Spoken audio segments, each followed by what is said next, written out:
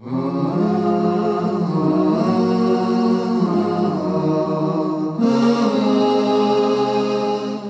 question our daily position, seeking answers and definitions.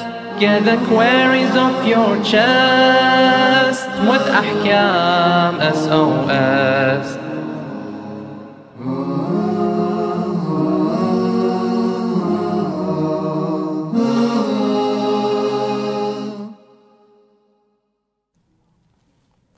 Assalamu alaikum wa rahmatullahi wa barakatuh. Welcome to Ahkam SOS, the show that discusses Islamic duties and practices. Alhamdulillah, we have reached the final stretch of Ramadan. This is the 25th fast, inshallah, for most of you. May Allah subhanahu wa ta'ala accept all of your a'mal, inshallah, and all of your fasts, and inshallah answer all of your hajat. But we're almost there, and Eid is just around the corner. Just a quick reminder to all our viewers that this is a live show, and we do take in your questions. If you have any question you'd like to ask, please send it in via the WhatsApp, the email address. Give us a call here live in the studio, 0203 515 0199. Or if you're watching on YouTube or Facebook, put your question in the comment section, inshallah. The back staff will be able to forward me your questions. Inshallah, myself and the Sheikh will be able to answer and discuss all of your questions. I'm your host, Mohsin Shah, and joining me is Sheikh Ali Maash. Assalamu alaikum, Sheikhna. Assalamu alaikum wa How are you? rahmatullah. Alhamdulillah. Khair.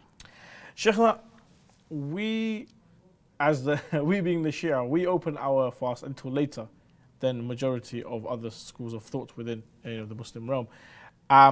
When it comes to iftar time, is it mandatory for us to open it at the time of the adhan? Can we not delay it a little bit? Can we not delay it a lot? Let's say 2 or 3 hours after the adhan.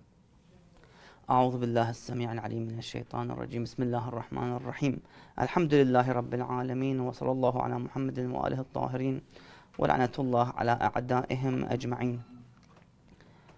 The time of the Shar'i Maghrib adhan and iftar as well for those who fast is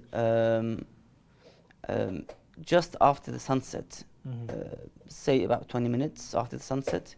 The one is in which would be allowed to break his fast. We cannot break our fast when the sun is set. In other words, we cannot break our fast with the same timing as the non-Shia, Ahlul Sunnah. We have to wait at least 20, it depends on the region, 15-20 minutes. And then we can actually break the fast and pray Salat al-Maghrib as well. So for the one who wants to delay for any purpose, work purpose, I don't know, whatever is the reason to break his fast 2 hours after Adhan Maghrib, they can do so, but without the intention of fasting the night period, because we don't have in Islam fasting of the night, only the daytime. So yes, the one can delay his fast delay his avoiding of iftar till, let's say, 1-2 hours after the Maghrib Shar'i time, but without the intention of fasting the rest of the time. That's the important. Okay. It's to do with intention, basically. Otherwise, the one can just break his fast with a sip of water. Half a date would be fine. Yeah. A pistachio would be fine. Yeah. Just to break your fast. And then continue with your work, whatever you have. And you can eat later on. But sometimes it happens that somebody, they don't find anything to eat. Yeah. So they might delay it because of work, driving maybe. Yes. So it happens, but anyhow, without the intention of fasting the night period. That's important. I see, inshallah. Sheikh, what about the opposite way, where, other schools of thought, the time they open it at is at sunset, whereas our Shar'i Maghrib time is a bit later. Are we allowed to open at sunset? Not at all. We have to wait. Again, as I've said just a few minutes ago, 20 minutes after the sunset. That is our Shar'i Maghrib time, where we can pray Maghrib and, of course, break our fast. Inshallah. So we have to wait. We can't rely on their timing. They have their own timing, their own fiqh, their own jurists. We cannot. We have our own, ala kull hal, fiqh derived from Ahlulbayt alayhim as-salam, of course. Sheikhna, the traveller who's fasting, as we are well aware, according to Sharia, the traveler does not fast, depending on certain circumstances, but in general, they don't fast.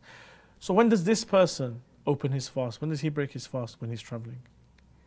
If he's traveling the Shar'i distance, which is at least 44 kilometers in and out, Yes. at least, in this case, he can or she can break their fast when they reach to the location which is known as Hadd al-Tarakhus, where he is given the permission to break his fast in that particular location. Okay. So let's say, I don't know, 6-7 kilometers after you past your cities, your homelands or residence border, for example, Yes. where you don't hear anymore the adhan, and you don't see also the buildings, the walls of that city. So it disappears basically, and that happens really usually by the distance of about 6-7 kilometers, where you don't see anything else from the city. So yes, in this case you can break. So you don't have to wait till you have reached 22 kilometers or 25 kilometers, and then you break a fast. So Hadd al-Tarakhus, the location for the permissibility for breaking the fast, is a place where you don't see the city's walls and you don't hear the adhan of that city as well. Then you can break your fast on your way. I see, excellent. Sheikh, now with traveling, students sometimes have to travel quite a lot. Sometimes their classes are in a different city. What if a student has to travel to another class weekly, regular basis, which is 15-20 miles away from their accommodation? Do they have to do they have to break their fast? Do they have to perform qasr prayers? You see, those who travel for the purpose of work or study, as you mentioned, let's say 3 days a week, they travel every week outside their city for the purpose of study or work. They become as a frequent travelers, kathir al-safar, and thus they have to keep their fast, keep fasting, and pray full as well.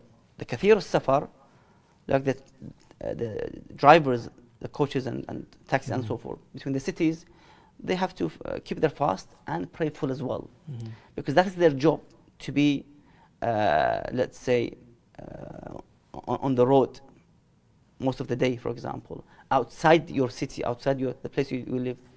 In this case, of course, they have to keep fasting and pray as well, full.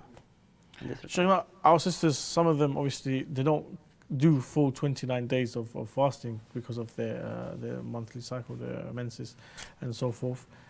Do they have to make up these prayers and these fasts after? No, for the ladies who have the monthly cycle, for the salah, for the prayer, there's no need to make it up later for the salah. But specifically for the fast, they have to make it up later. And of course, we can't really come and say and measure these things, that how come that salah, which is amud al-din, the pillar of religion and faith, those with such situations monthly, they don't have to make it up later and do qada. But the fast, they should. So we can't measure and use qiyas and measurement in religion, as Abu Hanifa sadly used from the other sects. They start to do qiyas and measurements.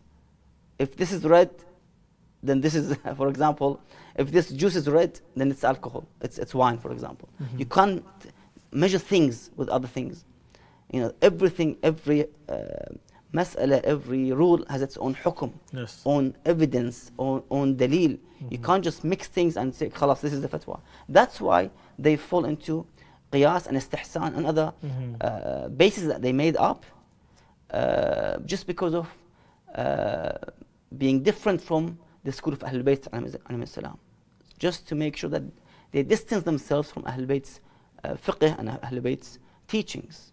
And they, of course, deviation is very clear for those who have the knowledge of seeing such madhahib, have deviated and literally they have went with the sultan and the khalifa of that time, in which they were corrupt.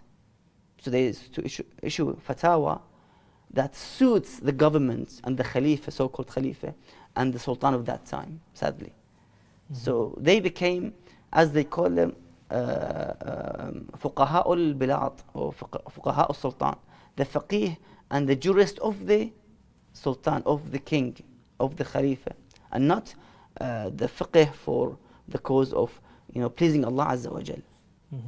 So that's what we have to be careful with, that we don't mix things and ahkam together and come up with a result. Indeed, indeed.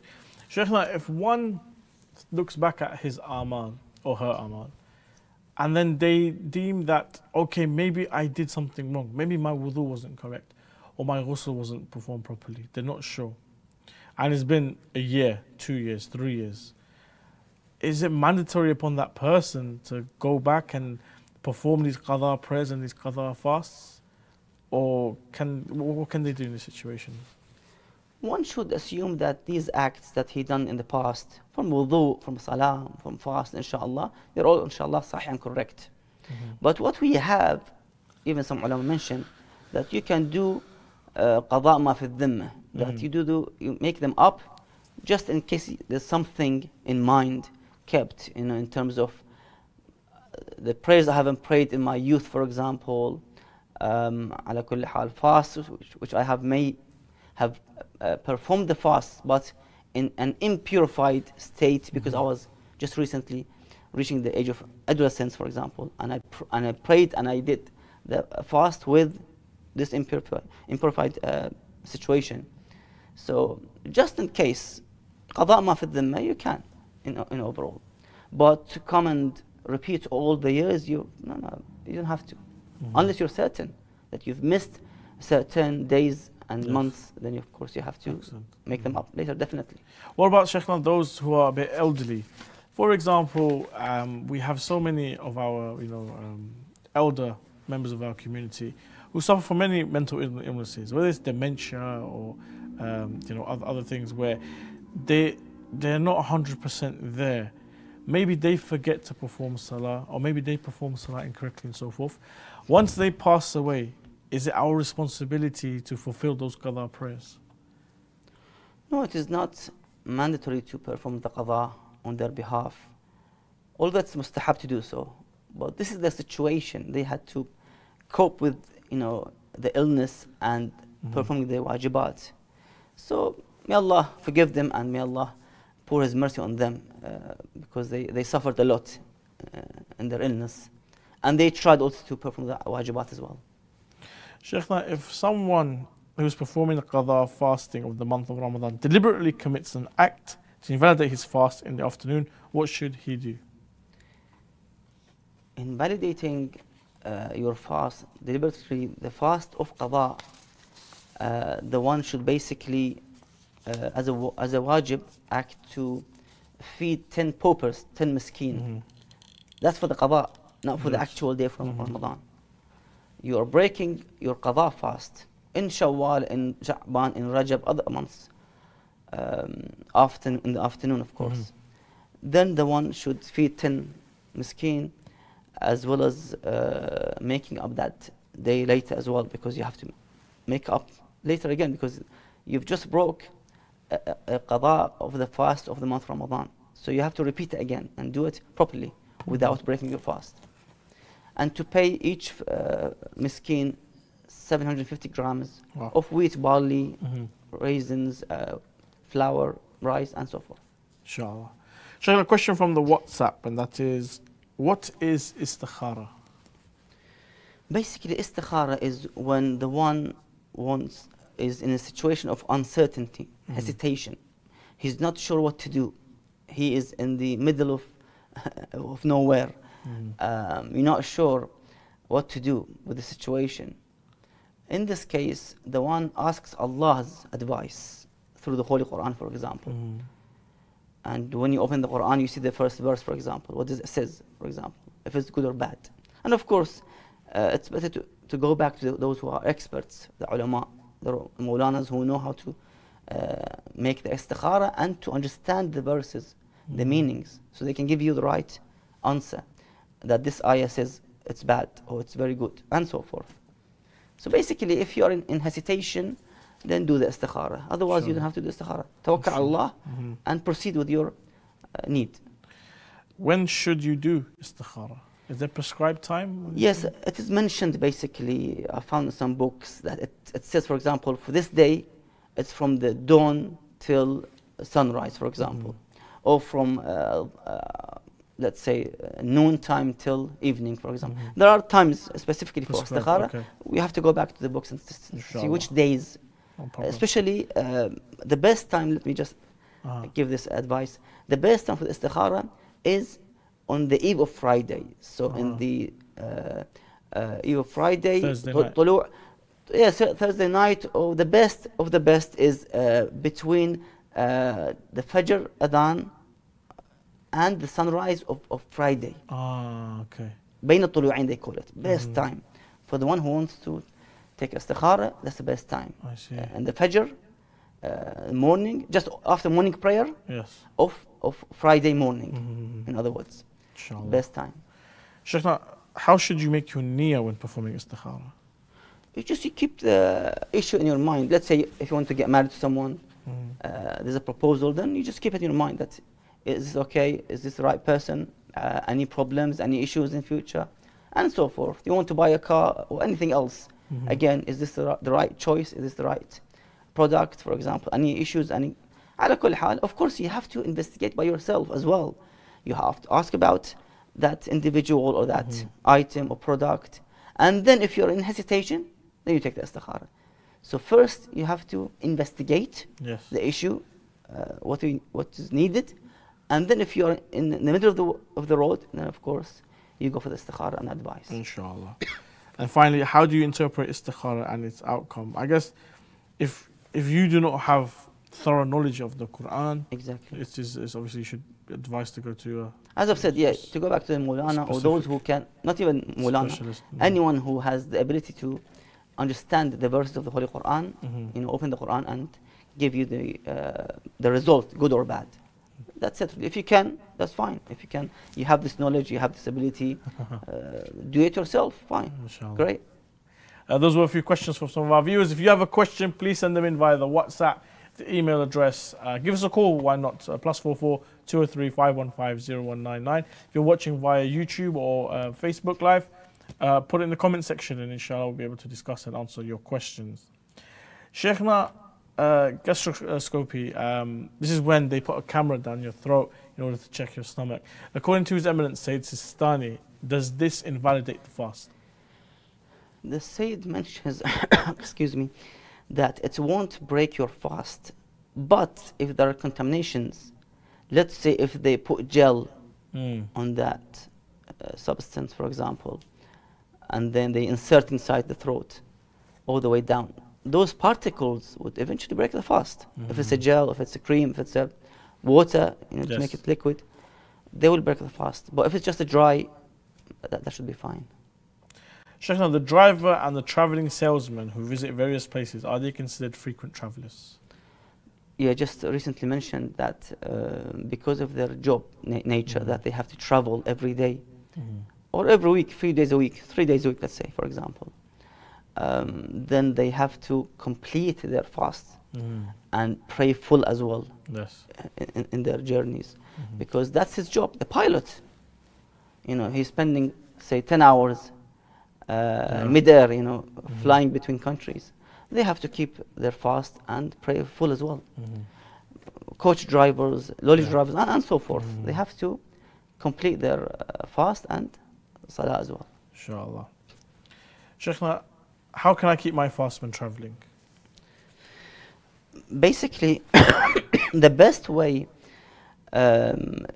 is to basically make the intention when you arrive in that country. Let's say you want to go to Iraq for ziyarah in the month of Ramadan. You want to commemorate Imam Ali's martyrdom.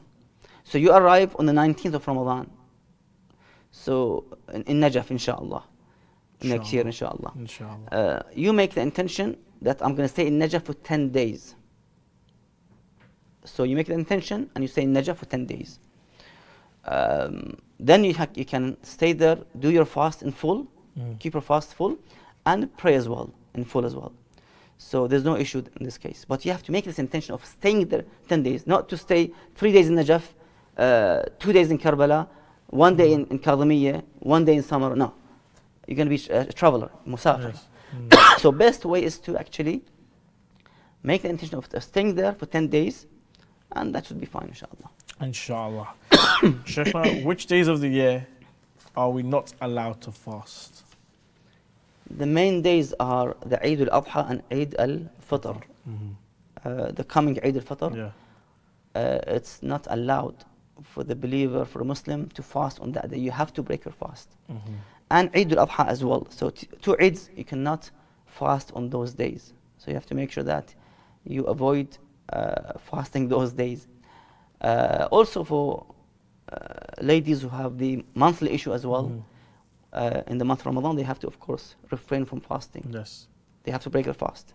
They can't fast in this situation. And other cases as well involved. But these are the main ones. Excellent. Shaykhna, a woman in her 3rd month of pregnancy, while fasting, began to vomit inadvertently. What is the ruling with regards to her fast? You see, the unintentional vomiting would not break the fast. So I think we mentioned this before, that if you vomit intentionally, it will break the fast. But unintentional vomiting would not break the fast. But if the fasting is causing harm to her or to her baby, ala kulli hal, she should break her fast and make it up later, basically. So it's important that she examines her situation, or with the medical experts as well, to see if she can fast and not fast. Because I think I mentioned that Ayatollah Hakim broke the criteria of the woman who wants to fast and she's pregnant into three categories. I mentioned in detail a few episodes ago. So yes, if she is in a state of harm or to her child, then she has to basically break her fast and then make it up later, inshallah. Inshallah. Shaykhna, if someone doesn't make the niyyah to fast, but hasn't eaten from Fajr till Maghrib time, they didn't make the niyyah to fast, nor did they make the niyyah not to fast, nor did they perform any act which would invalidate the fast, nor did they do anything that would break the fast. What is the hukm of this person? Basically, fasting is a worship, is a ibadah. And for every ibadah, you need intention. Yes. For the salah, you need intention. For the fast, you need intention. For the hajj, you need intention. When you wear the ihram, you say, "Uhramu لحج التمتع قربة إلى الله تعالى." You have to have the intention for the ihram, for the tawaf, and so forth. You must make the intention. These are ibadat. These are worships. You have to have the intention.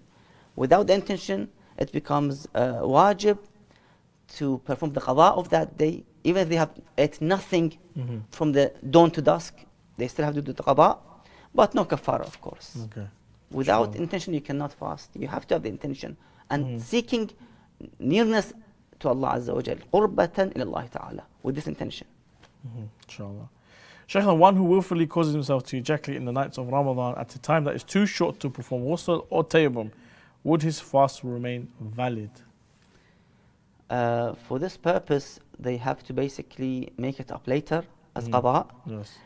In addition, they have to pay kafara as well, because there's no, it was deliberate, it was very late, no time for tayammum as well.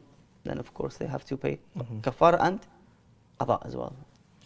So what is the Islamic ruling in regards to someone who attained the age of puberty but he or she did not fast? Does he or she have to give kafara in addition to the qada of the fast, in the opinion of His Eminence the Grand Ayatollah Sayyid Sistani? The Sayyid mentions that if this individual thinks that he didn't know the meaning of taklif when he was in the age of puberty or adolescence.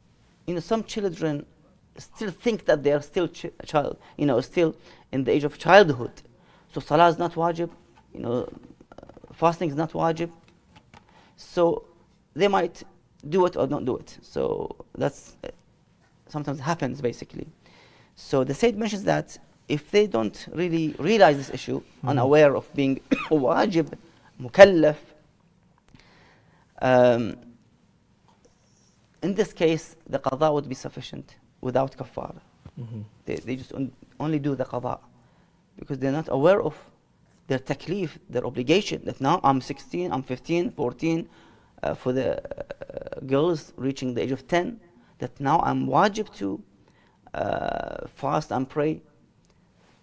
Because they don't have that awareness of wajibat, then they just have to do the qada of the missed fasts. I see. Shaykhna, does shisha smoke invalidate the fast? Yes, according to the ihtiyat wujubi, or obligatory precaution, it will be making the fast batil, because it's a thick smoke. Don't forget, thick, dense yeah. smoke, thick smoke would break the fast, basically. Okay. And final question, Shaykhna, does listening to music break the fast? You see, listening to the music by itself, per se, it's haram and forbidden. And for the one who is fasting, as we mentioned before, that we have to observe piety, we have to observe taqwa and wara', fearing God and avoiding the haram act in the whole month of Ramadan specifically. So for the one who is fasting, yes, they're committing sin, and that will reduce their reward from the fasting, if no reward is left. But at least the reward will be taken away, or will be reduced. Of course, he did his taklif, his obligation. You know, he offered to Allah Azza wa Jal a day of fasting. That's done. But would he get the reward? Allah knows. By committing such sins, Allah knows. But the one should avoid these haram acts at any time. You know, sadly, we have some people say, you know, it's only once in my life. Let's have the music in the wedding, my wedding. You know, let's play the music, DJ. Let's enjoy. Let's dance. They commit all that haram on that evening, just because it's once in their life. And who knows, that sin could take that individual to the hellfire for a couple of hours or years. Allah knows. So we shouldn't really take the sins lightly. That it's my wedding, it's my kid's wedding. Let's dance, let's enjoy, let's do the haram. It's okay. Allah will forgive. We have to be careful, and the best time is in this holy month to reflect and ponder and think about our past sins and present, and to avoid the future sins, inshallah, as well. Inshallah. Thank you very much, Shaykhna. And thank you to all of you for joining us on this episode of Ahkam SOS. Inshallah, myself and the Shaykh will be back tomorrow, 6 p.m. here on Imam Hussein TV 3. See you then, inshallah. If you have any questions you'd like to ask, send them in via the WhatsApp, the email address, or give us a call tomorrow, 0203 515 0199. Inshallah, we'll see you then. Assalamu alaikum wa rahmatullahi wa barakatuh.